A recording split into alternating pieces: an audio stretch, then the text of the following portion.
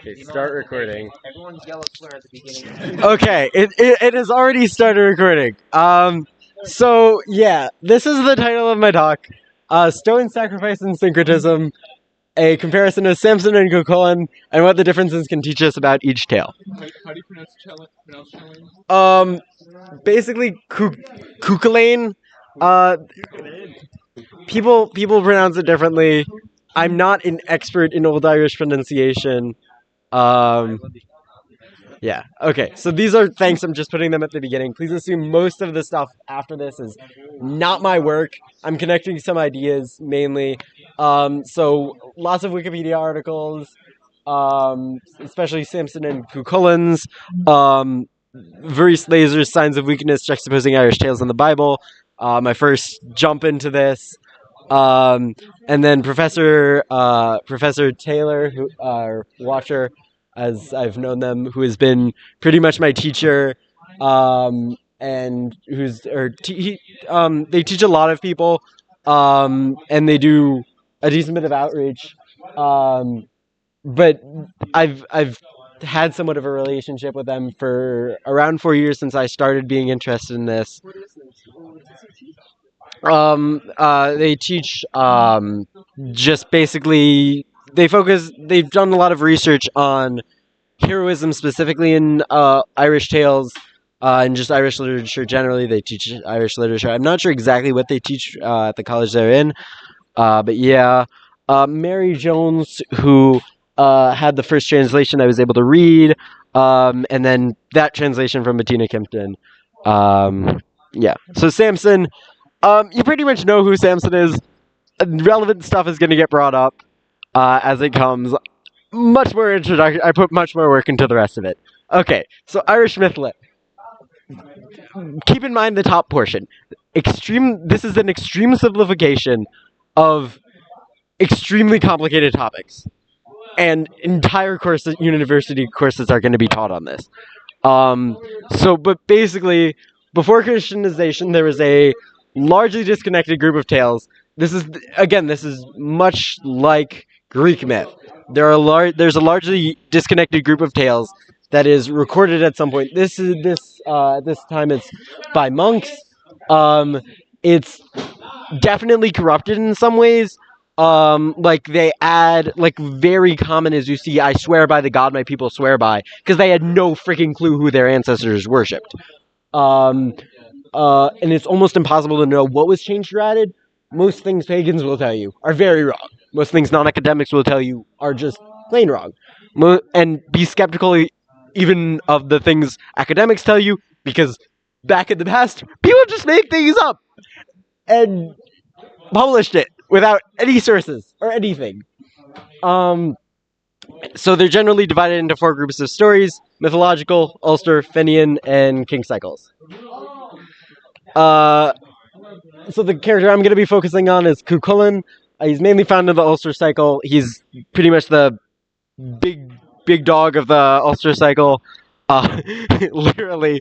He was named Satanta originally, and he got the name Cuchulainn after he killed the guard dog of Cullen the Smith, and he swore to serve in his place until a replacement could be found, and he gained the name Cuchulainn, literally Hound of Cullen. So you hear people calling him Cu or Hound, just because he's the most famous. I mean, there are a lot of other people named Cu or Hound, but he's the most famous one, and he's known this because of his stories.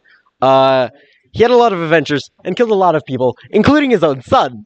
And his the most famous story is the main text of the Ulster cycle, the Tainbo Qualinge. Again, I'm bad at these pronunciations. But I'm going to be focusing on the story of his death, which is contained in 2 texts, either named Bristach Mormeg Murtemne or Eided Con Cullen. I'm probably going to call it Eided Con Cullen if I refer to it in the future. But this text specifically, the one in Bettina Kimpton's translation, was Megmethemne. And I'm going to be comparing it to Samson's death, and some other bits are also going to be included. Yes. The Ulster cycle is a series of stories focusing on the heroes of Ulster around the time of Cuchulainn. So it's this specific time. It's mainly focusing on the Tyne and the stories around the Tyne. But yeah. So yeah, this meme. I made this up after a few of Professor Taylor Watcher's talks or text talks about this subject. So it's either look at this meme of like, because these are disconnected stories and they're being written down at different times and each have their own perspectives. So think of it like a comic book run of Superman. Superman in one case is going to be communist. In one case, he's going to be the exemplar of the American dream. In some cases, he's going to be Jesus. In some cases, he's going to be a metaphor for God. And so there are a bunch of different versions. There are some consistent themes. There are some consistent themes, but overall, when we're trying to connect things, we don't have like a solid basis. We're just taking based off what we know of generally of these ideas of these characters. Why specifically I'm focusing on the death of Cuchulainn. So this is a summary. There's a bunch of signs Cuchulainn going out to war is a dumb idea if you read the story before. He gets weakened on his left side by breaking his personal gas or vow or rule against eating the meat of a hound, but he was required by the societal hospitality of not refusing a meal. So he gets stuck in between two gases, and he chooses to break the one against not eating a hound. Yes. Does the fact that he puts it also under his left thigh signify the fact that he had a certain similar covenant that Avram had? Where, Not exactly. I'm going to address the whole sticking under the left thigh, left side weakening thing later on. So then there are 3 king-killing spears. One kills his charioteer, like the king of charioteers. One injures one of his horses, and one hits him, and his guts start spilling out. So he leaves the battlefield, takes it, and ties himself to a standing stone by his belt, or in some cases, the word used is not so clear. So some translators actually say he ties himself to the stone with his own guts. So he dies standing up. Yes. His enemies are afraid to approach, and then a raven lands. either a stone or what? Either by his belt or by his guts. Oh.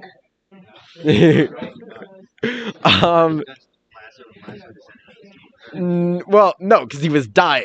It was he was being killed at the time. It was killing him. So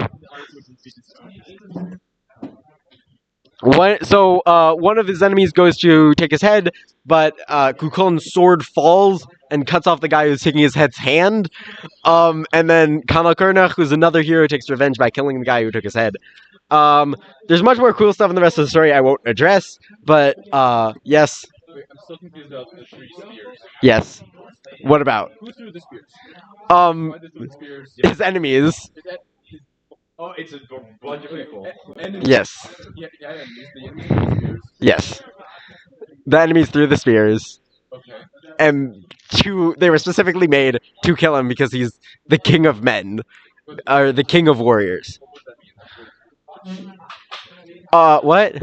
What do you mean by they were specific? What special about them? They were specifically made to kill kings.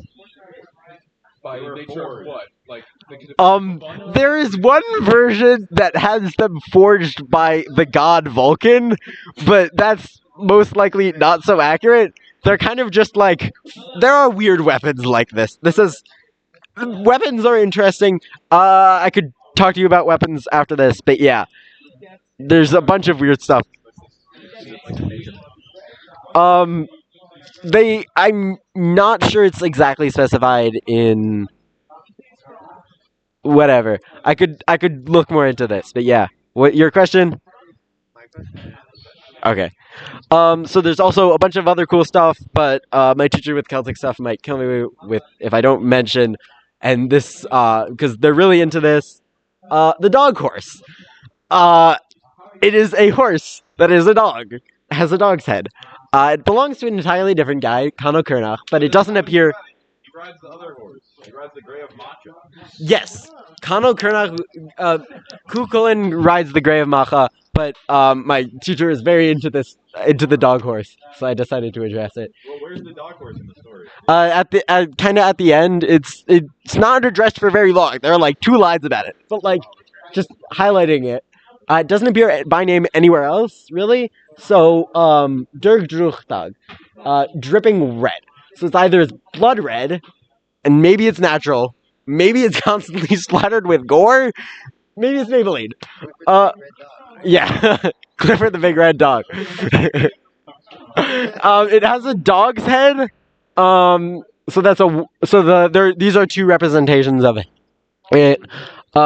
Its hooves kick up so much dirt, it looks like there's a flock of ravens coming behind it, and the mouth foam coming off of it looks like there's also a snowstorm coming. And it also eats people. So, topics. Weakenings, societal relationship in life and dying, and relationships to society, death, and a surprise topic that'll help us later. Weakenings. So there are 4 times asking Samson that before Delilah is able to get him to reveal the true secret of his strength. And with the chaos breaking and the 3 spears, there's 4 separate occurrences to get Kukulin dead or incapacitated. In each case, the weakening is preempted by request, passivity, which indicates passivity in both of the stories. For Kukulin, it's less passive because he's actively in war and killing people. His strength, yeah, he doesn't really have his own strength thing, but like you can kind of attribute it to these gases. Like he's kind of as strong. He's like he can only be killed by these things. No. Because then but that doesn't. He can only be killed by the king killing spears because they're specifically made to kill kings. After he's dead. He's dead. He's alive. No, he's not. His corpse is still hanging on the stone. So he's hanging on the stone. He dies. A raven comes and shows he's dead by pecking out his eye. No, not really an Achilles heel because it's not a specific place. It's just these spears were specifically made to kill kings because he's so strong. How else are you gonna kill him? No. Actually, put that in a folder like in the back of your head. The Achilles heel part.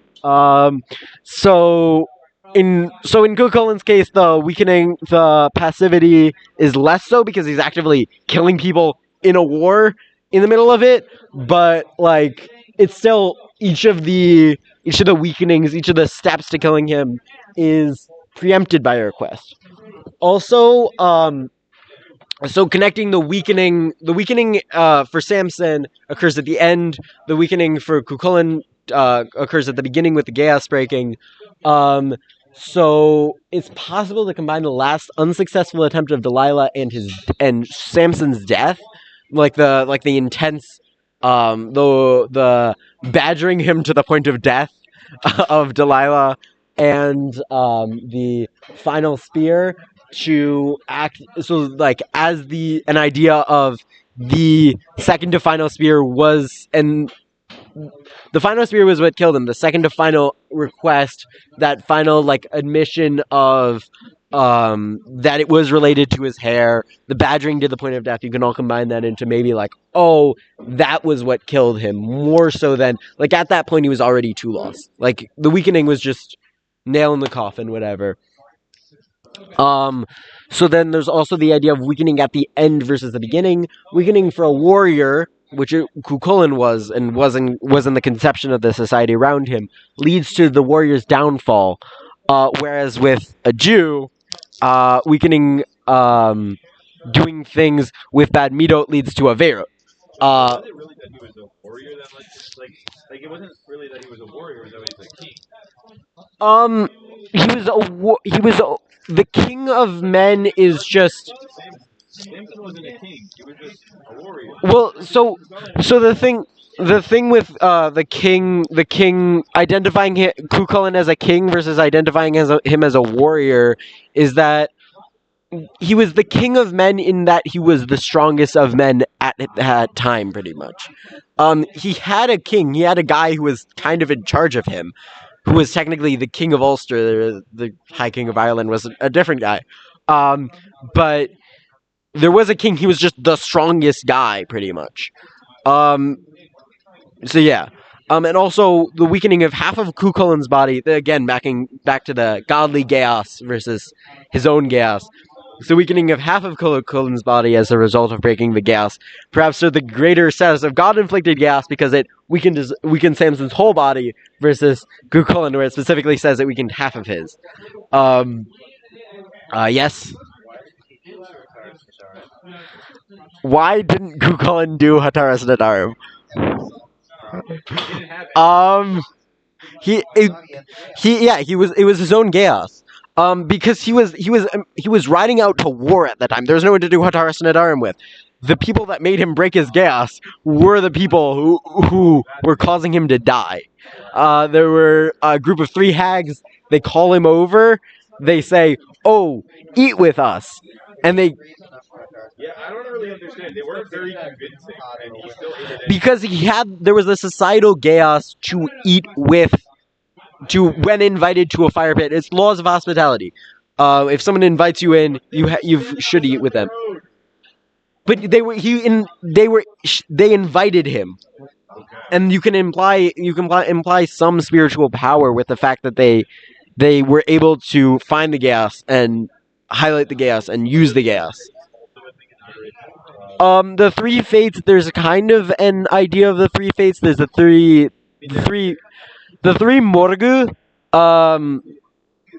who are like, kind of like battle goddesses, raven creatures thing. It's complicated, but there is an idea of bringing in the 3 fates, or the 3 in general is a big thing in Irish lit.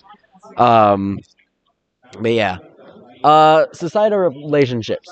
So Samson, he's alone pretty much throughout his entire life. And somewhat opposed by the rest of Israel. Even though we have a connection to him as like Jews nowadays, overall, like that's our connection to it.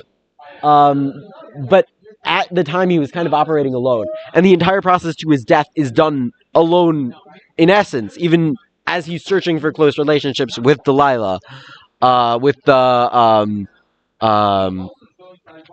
with going into Gaza, various other, with the first Palestinian wife, and Cuchulain, he's somehow somewhat connected to the rest of the court of the king he serves, but there's still a sense of separateness you get in other tales, as well as in some versions of this tale.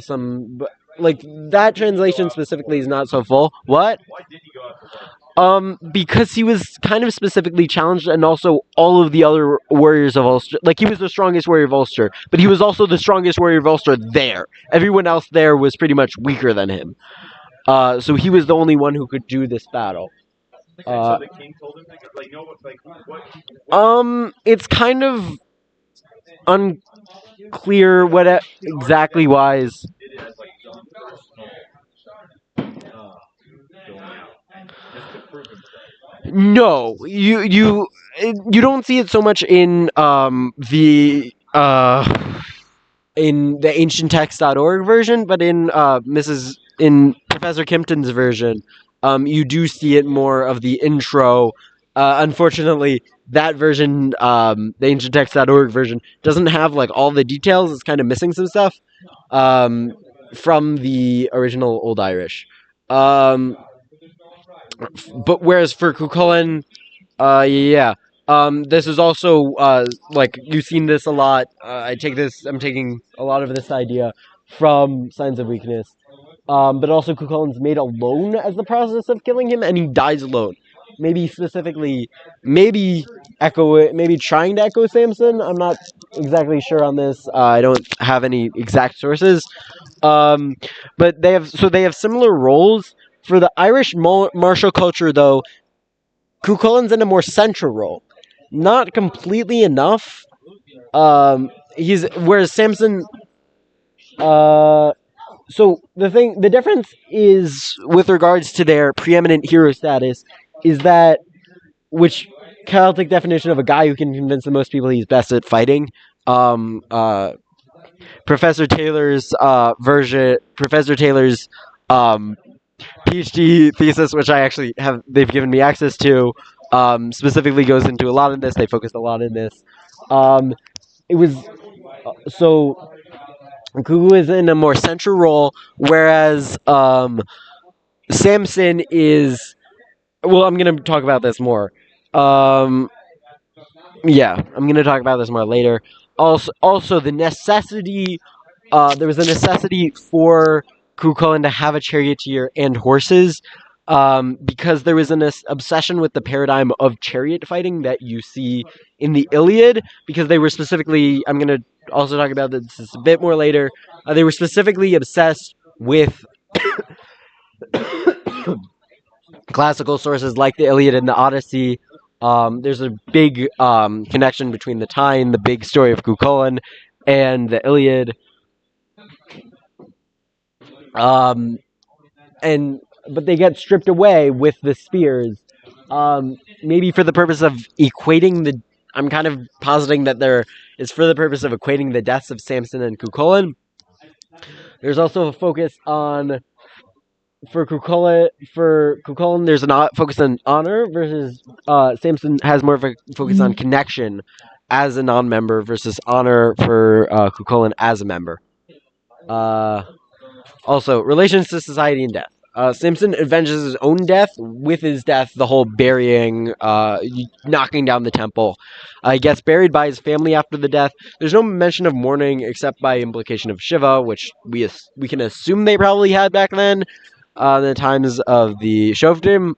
But Cuchulainn, he was avenged partially with his own dead body, the chopping off the guy's hand when he tries to take his head, and then fully by Conall Cernach, as Conall Cernach kills the guy who was in charge of killing Cuchulainn, and who took Cuchulainn's head. He's partially buried by the enemies. It's weird. We see in the full version by Professor Kimpton, we see his head and his arm that he used. So his arm chops off the other guy's arm, and then in revenge, the guy takes his head, Cuchulainn's head, and his arm, the arm that he used to chop off, to equate to take revenge, kind of. So we see the head and the arm get buried, but we don't see the rest of his body get buried. It's kind of the implication is that it's still hanging up there. Maybe it gets buried at some point, but we're not. It doesn't say in the text really. And then there's a much more of a focus on the mourning of the Ulsterman and his wife, and also in pretty much the versions. We also see Cuchulainn comes back after death to give this whole self-mourning. So also we see that there's one of the major differences is that Conall Cernach existed on Cuchulainn's level. No one really existed on Samson's level because he was the Shofet. The uniqueness of the Shofet restricts the possibility of others to avenge them. And the purpose of the Shofet is limited to saving and leading, so that there can only be one leader. And then especially because the Ulstermen, so Israel was an in-group against a general out-group. We don't really know any details of the Plishtim at that time. We know Delilah's name, but we don't know the name of the guy who takes his wife, the generals who are plotting to kill him. And so there's a general outgroup versus the specified outgroup and more specified in-group of the Ulster cycle, because we know who the Ulstermen are. We know who their enemies are. We have names for all the guys who kill Cuchulainn. And so we just have more detail, so there can be others who can avenge him, versus Samson kind of has to avenge himself. So maybe we see the connection to the rest, the contrast of connection to the rest of society, versus non-connection.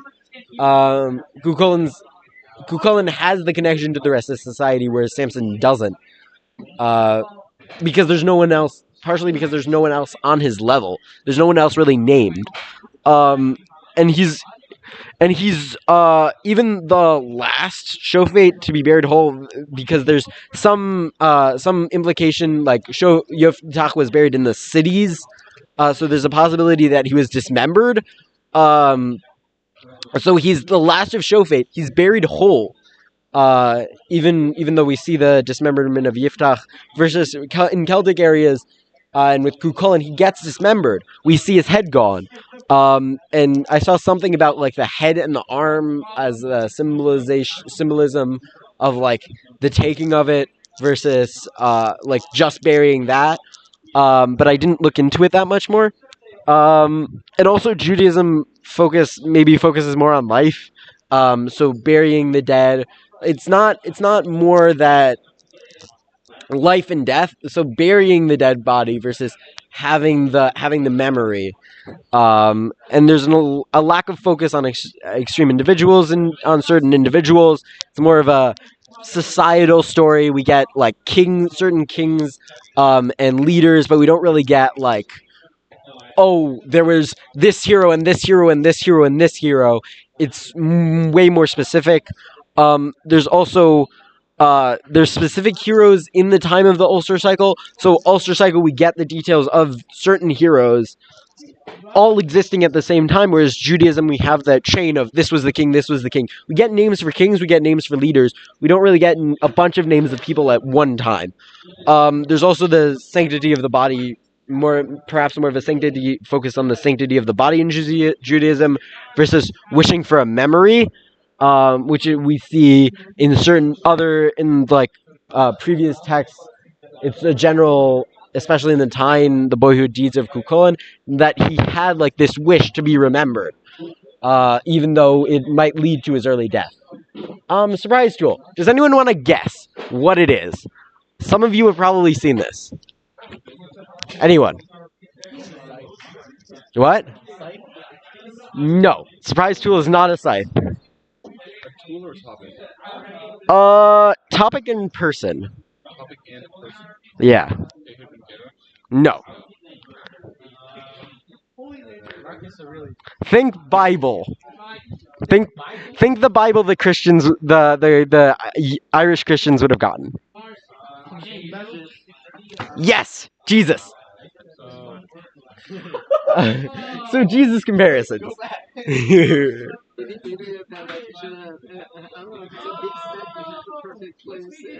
I mean, I think it gives a decent view of the focuses that are taken away from it.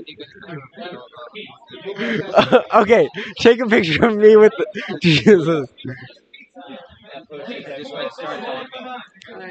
Okay, Jesus. Okay, so the apostles were top years in a lot of ways. We see echoes between the New Testament and the Old Testament.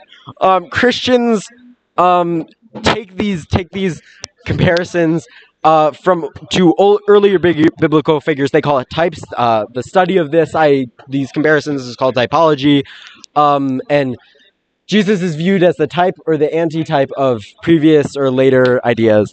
So it's useful to look at similarities to highlight different ideas that different people's focused on. And Samson, Jesus, and Cuchulainn is a very useful Hegelian dialectical trinity. Samson as thesis, Jesus antithesis, Cuchulainn is kind of their synthesis.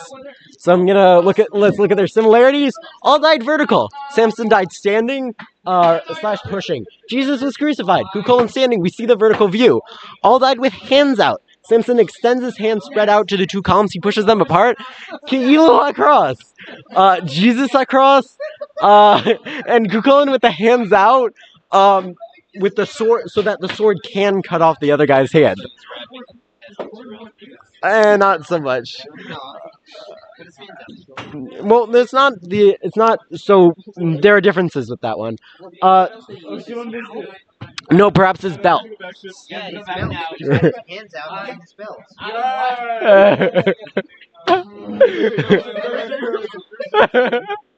Rem is hearing.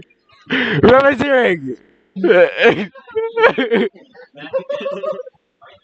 Okay, so all three died encircled by enemies, and with and with their lands.